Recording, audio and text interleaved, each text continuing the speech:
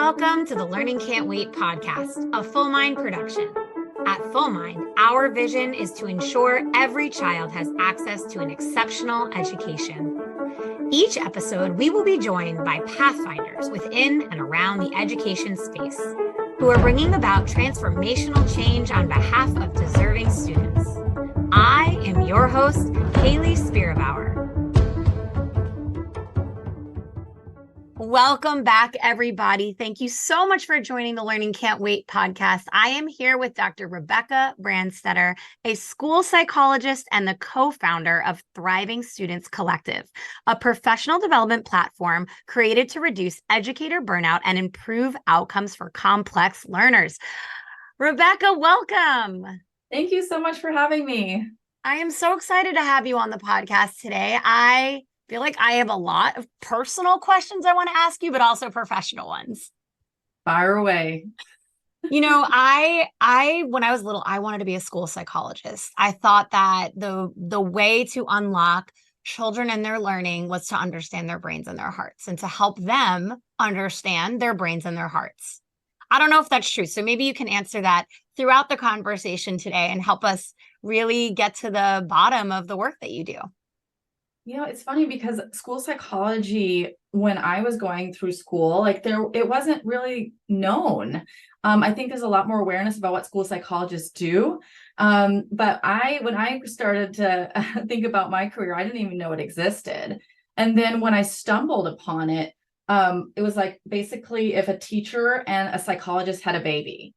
And I was like, this is the career for me, because I was one of those kids, and I don't know if you were this way too. Like, I loved learning so much that I played school on the weekends. Okay. Like I had friends, yes. I promise. But I also they were students, probably. I love school. And it always surprised me when people didn't love school.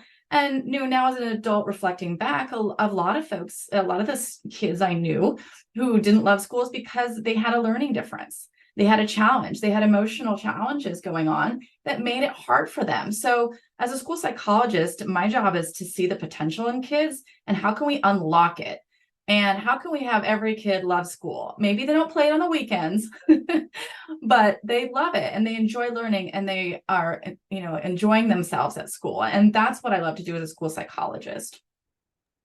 This is exactly why I have both professional and personal interest. I have a second grader.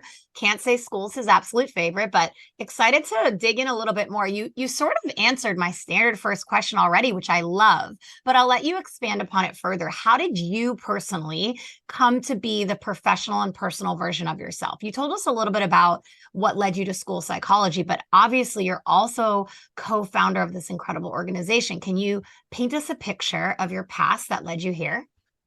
Oh, the origin story.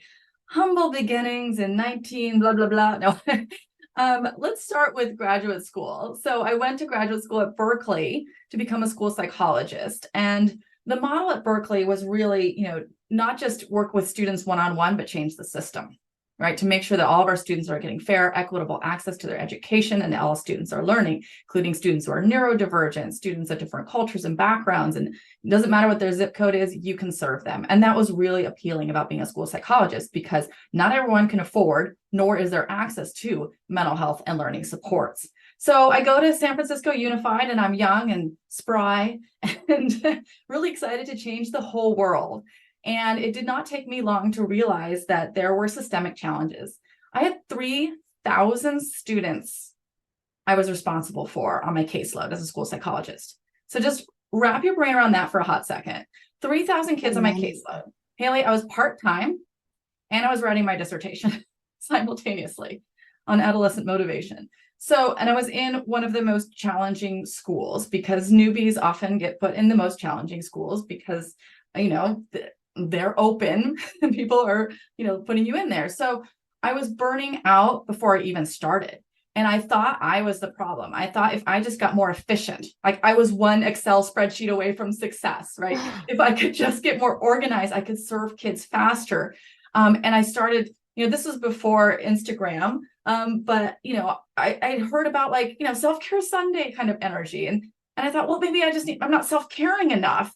And so I would go and I'd walk my dog in San Francisco in these beautiful spaces. But instead of having it restore me, I spent so much time looking backwards at what I didn't get to and the kids who were falling through the cracks, and then looking forward to like how anxious I was about the next day.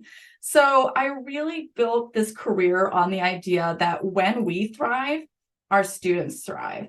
And below any MTSS pyramid on the planet, where we have cool tier 1 interventions for students and cool tier 2 supports for anyone, is tier 0, which is making sure our educators are well. And that really was the nexus of starting this business and this organization, Thriving Students Collective, is like, who's caring for the educators? And let's go beyond taking a bubble bath at the end of the day. That's not sufficient. We need to look upstream. I was so tired of people telling me like, you just need to self-care more and go to the gym and all these things. Those are great. I'm pro self-care, but I needed something different. So I dug into the research about how do you not just survive as a school psychologist and educator, but thrive. That is, I have to go back to this 3,000 number, because that's so common to have folks working on the mental health of students be inundated with the number of cases they have. Oh, wow. I do have to take a pause for a second, because that's the reality when mental health is at its all-time worst for students and for educators. That's the reality that they wake up with and enter schools with every day. So what led you to where you are now? So you obviously identified that self-care is not enough. Being efficient and organized is not enough. What is enough? What is the work that you're doing and the solution that you've created, and how does it fundamentally expand the capacity of folks supporting students? Well, there was a culminating moment where I was on that precipice of quitting. And I think maybe all your listeners out there have had that moment. Like, is this the week that I just have to say, like, I can't do this anymore? I love my students, but I hate my life. And that's where I was, sort of mid-career. I switched districts a couple times because I thought the grass was greener, and the caseloads were smaller in some districts, but the needs were higher. So it all kind of just was different grass. It wasn't greener. So this is ironic. You'll like this story. So one day I'm at my school district, and I'm actually 6 months pregnant with my daughter, who's now in middle school. And I am trying to write psychoeducational reports for those school psychs out there, or anyone involved in special education. You know the vibe. They're very lengthy. And I was trying to really be, a good school psychologist and finish my work. I went to the district office, and there was a lockdown on campus for a gunman had come on campus. And I'm huddled under my desk, clutching my pregnant belly, being like, what am I doing? Right? What am I doing here? This is not just my stress anymore. This is my kids' stress. So on the way home, I'm crying, and I call my husband. I'm like, I can't be a school psychologist anymore, even though I love my students. And I'm like, I don't know how we're going to get health insurance, but I'll talk to the guy. Like, it was a whole thing. I was going to quit. And then Josie Bass Publishers reached out to me that week, ironically. I was like, do you want to write a book called The School Psychologist Survival Guide? And I was like, well, that's super ironic. How much does it pay? No. And so I took the challenge, and I dug into the research. What does it take, given the current reality of being overworked and underutilized and under-resourced? How can you still get your work done and then not sacrifice your life? So I uncovered 4 pillars of thriving. And I started out, implementing these 4 pillars with myself and in my book and with others. And then that evolved to the Thriving School Psychologist, which is an online course and community just for school psychologists. And now I started that in 2017. And longitudinal data is that school psychs take it. They are less stressed out. They are happier at work, and they do more intervention and prevention, and they're less likely to quit. So you're probably wondering out there, wait, what are these 4 pillars? Like, give me the pillars now. Yes, definitely. Please tell us. Like, okay, I get the sob story. Let's get to the results, right? Okay, so the first pillar is around organization, time management. There's certainly things that, productivity research, science-backed habits, and now with AI, there's ways to automate your workflow to free up more time to be with students and do what you love. The second pillar is really around looking at the wiring instead of putting out fires all day long. Okay, so a lot of times teachers and principals are putting out fires, right? And so it's really about stepping back, like, why so many fires? What's the wiring? A classic example is I was a school psychologist in a middle school where I was getting a ton of referrals for ADHD. And I was testing tons and tons of kids. And I was like, but wait, really the problem that we're trying to solve for is executive functioning weaknesses. What if we, spitballing here, did an intervention for the whole 8th grade around executive functioning? And lo and behold, kids got served faster and my caseload went down and my stress went down. So it's really about looking at the wiring, and the teachers' examples might be that, like around classroom management, around putting systems in place. And for principals out there, it might be around your MTSS team. The third pillar is really around collaboration and connection. So this is one of those things that sounds intuitive, but we don't always do. So for school psychologists are often in a silo of suffering. They're the only one in their school. And so if you're a special service provider, you might be in that scenario. And teachers, you may be in your classroom all day and you don't get to collaborate. You don't get a little think time. And no one understands, after a hard day, who do you want to talk to? You don't want to talk to someone else. You want to talk to someone who knows what you're going through. So talking to a teacher bestie, talking to a school psych bestie, it's really the third pillar is around connecting and collaborating with your people. And then the fourth pillar is about really understanding the science of burnout prevention, the science of self-care. And I'm not just talking about behavior. I'm talking about what comes before self-care. And if you'll so indulge me, I know I've been talking a long time, I will tell you one of the game changers for that fourth pillar about why self-care is not enough and what you can do instead. But I'll pause there and let you reflect on those 4 pillars. It's like you know how to talk to people and make sure that there's space for understanding. I love it. I love it. You clearly are an educator and very much understand.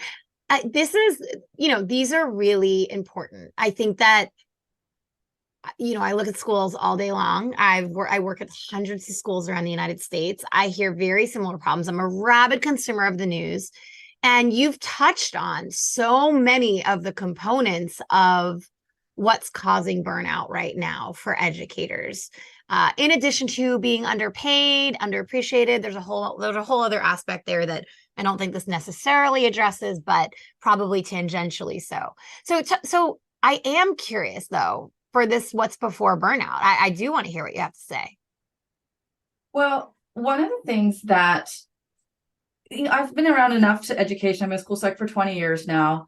Every year of school psyching is a dog year though. So it's 140 years under my belt. You know the vibe. So when I first started out, it was sort of the messaging was like, remember your why.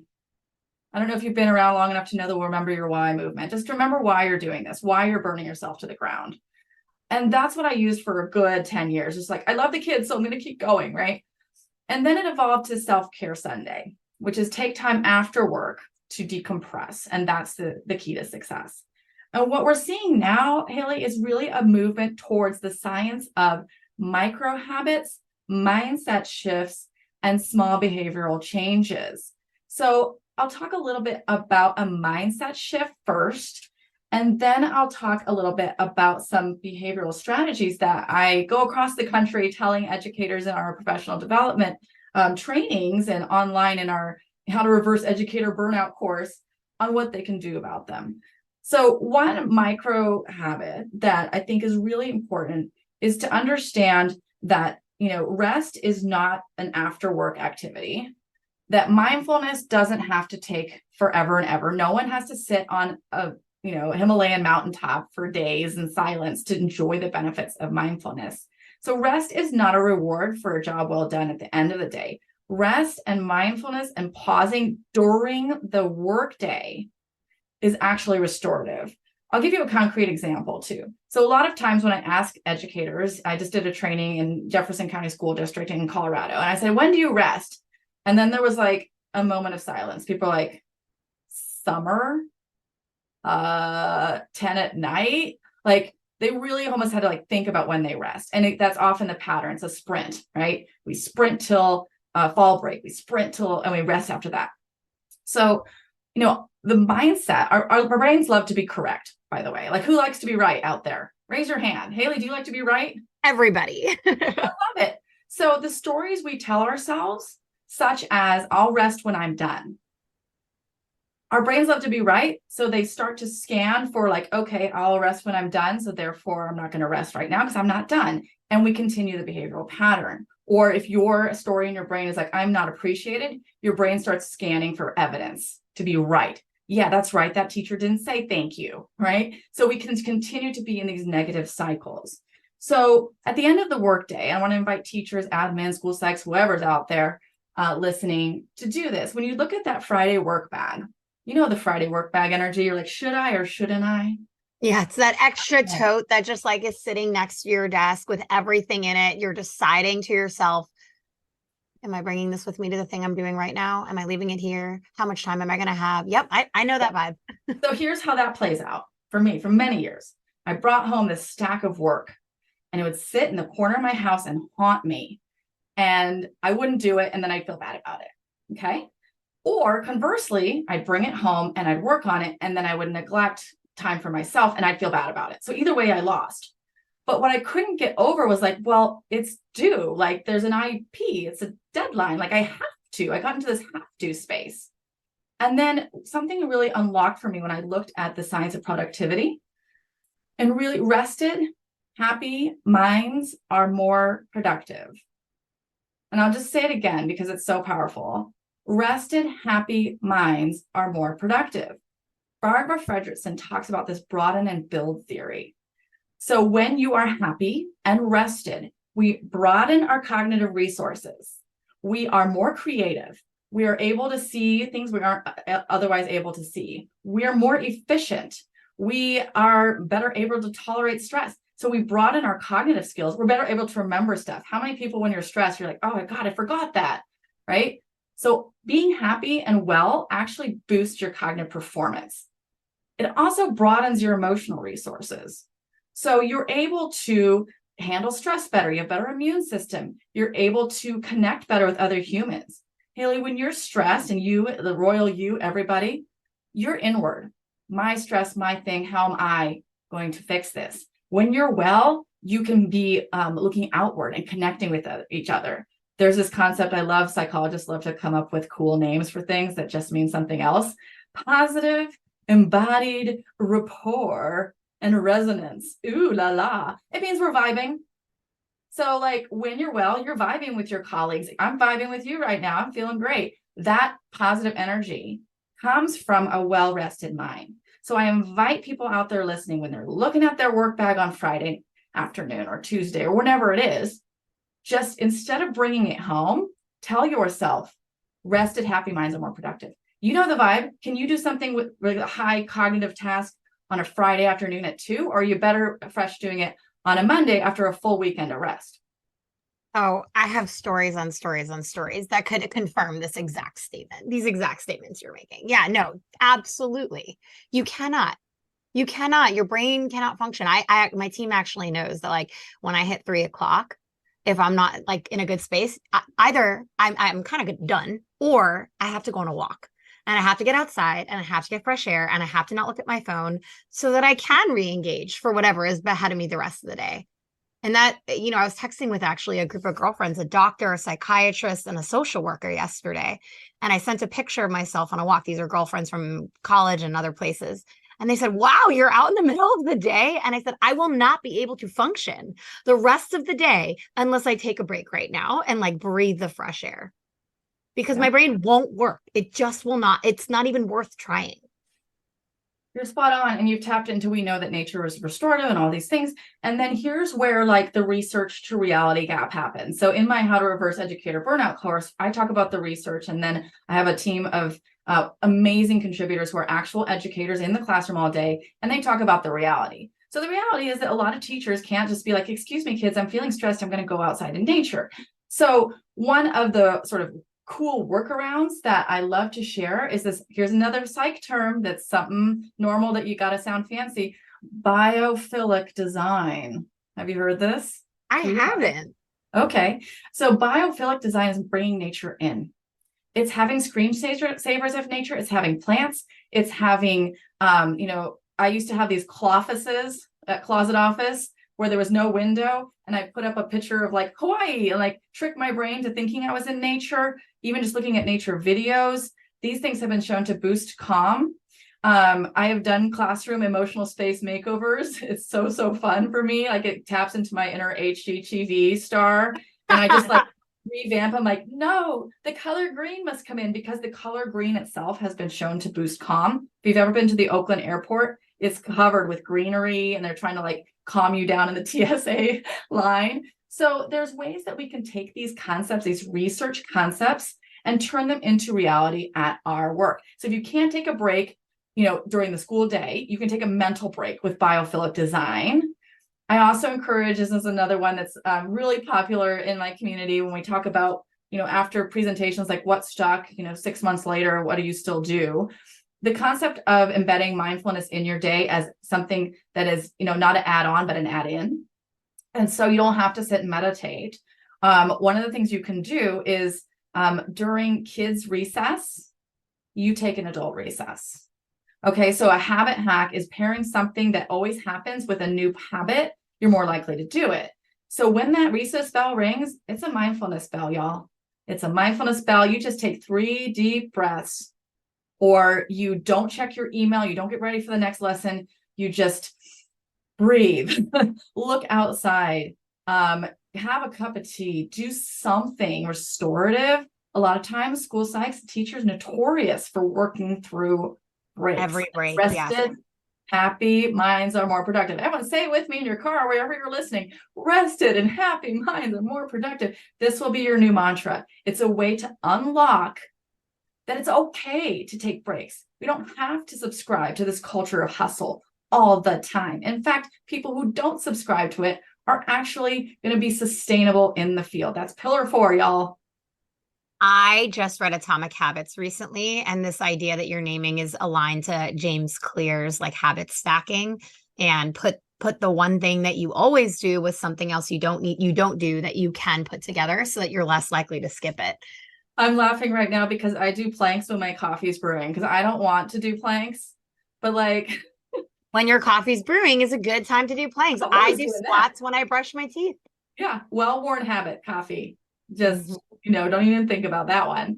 And so, yeah, do a little plankerito, and it's only an espresso, so it's not that long. Yeah, that's so true. There you go. Yeah, great book. Yeah, no, listen, I love that you have the teachers that are in the classroom living this as part of the work you do, because it's so easy for me to say that. I no longer work in a school building. I used to rack up, my last year was when I first got a device that monitored how far I walked every day.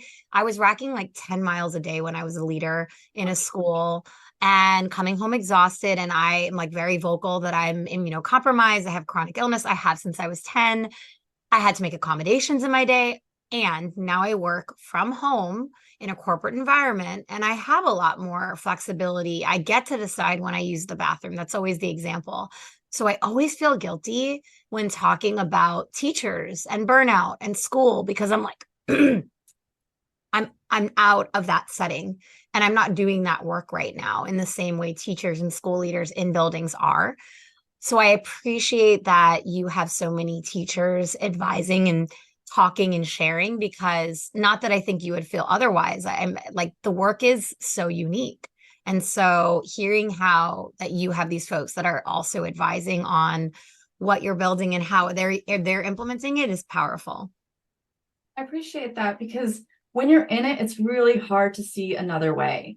And so there's a benefit to being outside of the schools and then sort of helicoptering above it, like, what is this craziness that I was in? Like, if you step back for a second, then you have a little more perspective. I think it was the great poet Elsa from Frozen who said, it's funny how some distance makes everything seem small. You have kids, the vibe. I do. I was teaching when Frozen became popular. So the amount of times I had to sing or listen to or play Let It Go for my first, or kindergartners, excuse me, the ripe age of kindergarten is untenable. I cannot even measure. The limit does not exist. Exactly. And then also the great poet Anna of Arundel was like, well, what's the next best thing from Frozen 2? I will not sing the song for you. You're welcome. Although I do have a Yeti mic, I could. No, and the point is really that you need both outside and inside view, right? You need to be able to like hover above your life and say, wait, what am I doing? And then also be in it and have practical strategies. So that's what we really love to do at Thriving Students Collective, is we have the research and then we have the reality. So we're trying it on in real time. And, I'd love to give your listeners like a parting little gifty poo. I love giving something practical that folks can do. And one of the things and I'm going to tie it back to how mindset shifts can change your behavior. So one of the things is like we all have a hard time carving out time for self-care, right? And then we can feel bad about that, or we can feel bad about taking self-care. We can feel guilty about it. If there's any parents out there, like taking time for yourself can, trigger guilt reactions. And a wise person, my therapist, once said, thank you, Julie. Shout out to Julie. She said, being centered in yourself is not self-centered. Being centered in yourself is not self-centered. I love that. I know. Julie's amazing. If she was like, my rate is $6 billion an hour, I'd be like, do you take credit cards? Like, she's amazing. Anyway, highly recommend therapy. Therapy is self-care. One of the shifts, though, is that I looked at the research about which people take self-care time and which people don't. And here's the fun connection. So self-compassion is something that can be done on the job when the stress is happening. Self-care is done after the job. So what is self-compassion? If anyone out there has not heard Kristen Neff's work, she has a TED Talk. It's worth 10 minutes of your life. She talks about self-compassion in a 3-step process. So self-compassion first is just being mindful and aware that you're stressed. And I think teachers are pretty darn good at this. Like, I feel stressed. I feel overworked. We know with kids for emotional regulation, we do name it to tame it, right? Have you heard of that one? I feel stressed. I feel worried. I feel sad. And then your amygdala shrinks in the reactivity. So same for y'all out there, teachers, practice what we preach. First, you just name it. I feel stressed, overworked, and underappreciated, whatever it is. Maybe you've just had a horrible parent-teacher conference. Parent-teacher conferences can be triggering and stressful because, there's a lot of stakes involved. So in that moment, can you go do self-care, Hayley? Can you leave that parent-teacher conference, be like, I'm going to go to the gym. I'm going to do my Bali X dance class. No, you can't go get a massage, get whatever it is that your self-care is. You need something in that moment. So that mindful pause, like, wow, this is stressful. This parent's coming in hot or whatever it is. I'm projecting because I'm a school psych and I have awkward conversations for a living with a lot of emotion around them, which is fair. The second piece of it is common humanity. I'm not alone. There are school psychs out there who have advocates coming at them. I'm a teacher and a lot of parents are stressed and they're taking it out on me, and I'm not the only teacher. I bet there's a teacher bestie who's been through this before. It makes it less isolating. That's common humanity.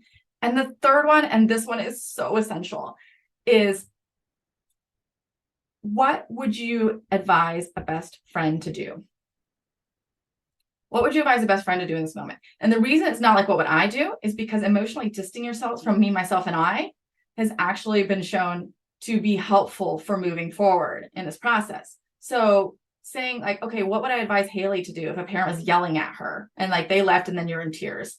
What I wouldn't say to Hayley, which we tell ourselves, it's true, is, oh man, I didn't handle that well. I should have anticipated that they would be mad about that. I didn't say that right. I messed that one up. I blew it. So now if I came to you and was like, Hayley, I had a really hard conversation, would you be like, girl, you blew it? I'm laughing because it's so illogical, and yet it is what people do to themselves constantly, as you're naming here. Yeah.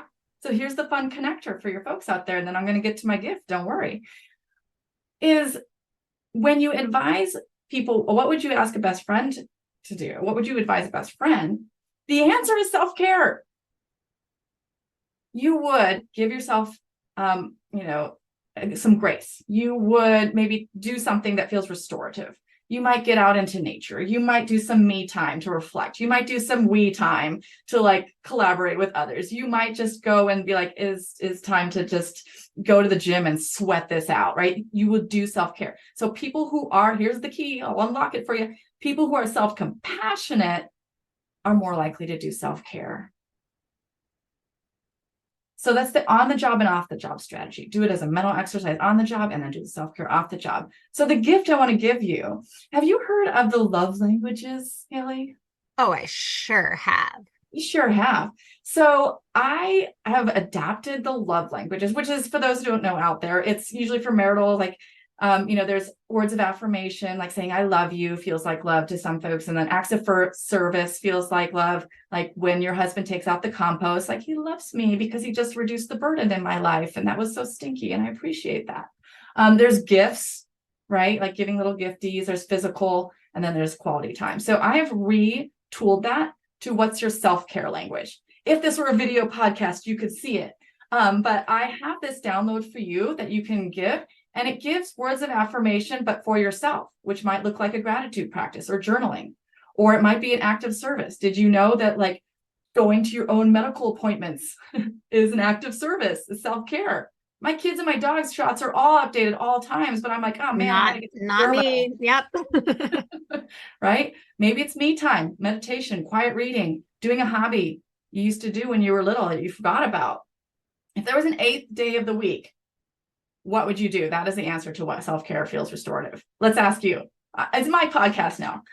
Hayley. Taking the mic. If there was an 8th day of the week, what would you do guilt-free? Like no mom guilt, no nothing. It just popped out of nowhere. What would you do? I would go eat in a very delicious restaurant with people I love. Could be my family, could be my friends, could be a combination. I love to go out. I love to eat good food, and I love to be with people I love. I love that for you. And someone else's might be something different. It might be more like restorative on their own time. Yeah, those introverts are not going to go with my 100% extrovert vibe. I know that for a fact. I have learned that well over time. And that's why it's so personal. Like when you say self-care, it always feels like some sort of like indulgent thing that doesn't fit you.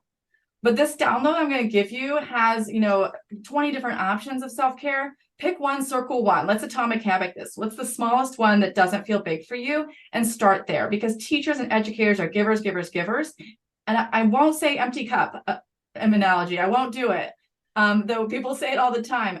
Oxygen mask. I'm not going to say it because it doesn't make sense to me. You put on your oxygen mask before serving others, but then there's like 50 other kids on the plane. And you're like, I don't have enough time, right? Mm-hmm. You have to be overflowing because you give so much. You have to have so much self-care, and you have that happiness and rest. So you're broadening and building your emotional resources so you have extra to give. That's why self-care is not selfish. So you can download this tool. I'm sure you have show notes and whatnot, but it's thrivingstudents.com/learning can't wait. And you can get this What's Your Self-Care Language download, some snappy little Instagram posts if you want to brag on your which one you are, if you're a words of affirmation gal, or if you're like Hayley and it's a quality fun we time energy. And good food. Yes. Yes, That's very important. I love that. And honestly, you are the first guest that's come on that has given a gift away and has given something more substantive in nature than just the wisdom and incredible intellect and insight that you shared while on the podcast here. So thank you, Rebecca. Thank you so much for that. You're welcome. I think I built this whole organization on being in terrible professional development for so many years, where I could like, this is interesting, but what do I do now? Or this is like, how do I action on this? So that's the energy that I love to bring to podcasts, and I love to bring to our online courses and our communities. Is like, sure, we all know gratitude, but how do you do that in the day when you know what's hitting the fan? It's really about, it's not information, it's transformation. If information were transformation, we would all be so fit, because we know what to do. It's about how do you apply it in your situation in a way that doesn't feel overwhelming. This entire podcast has basically answered the question I typically ask guests at the end of the episode. But I'm going to ask you to be somewhat reductive in your response, because you've done, as I said, that you've replied throughout the episode. But if you were giving a new teacher starting their career any advice, what advice would you give them? I know what you're not going to say. You're not going to say, remember your why. That much we know. But what my why is health insurance. Yeah, sometimes. Yeah. So what would it be? Oh gosh. All right. I'm rubbing my hands together. Maybe you can hear it on the podcast because this is juicy stuff. Be gentle with yourself. Be gentle with yourself. Treat yourself like you would a bestie teacher friend. I love that. I really love that. Thank you for, really concisely putting together what your message is here and sharing that out with all the listeners. Rebecca, it has been such a pleasure. You are so fun to talk to, so energetic, and so passionate about this topic. I'm grateful you made time in your day to share with our listeners and to share with me what you're doing over at the Thriving Students Collective. Thank you so much for having me. I've really enjoyed our positive resonance and embodied rapport moment. And hopefully you can feel that out there in the podcast space. Thank you for doing what you do, Hayley, and bringing voices to these amazing educators out there who are putting in the work until it works. Absolutely. I hope there's lots of them listening here today because this has been really powerful stuff. And I'm grateful that you also gave away this free resource. Can you remind everybody one more time where to go to get that, please? You bet. thrivingstudents.com/learning can't wait. Amazing. Thank you, everybody, for tuning in, and we'll talk again soon.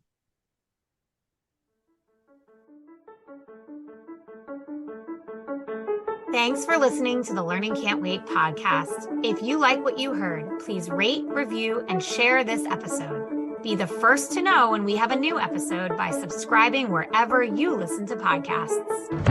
If you'd like to be a guest on the show or have a suggestion for an episode, email us at podcast@fullmindlearning.com.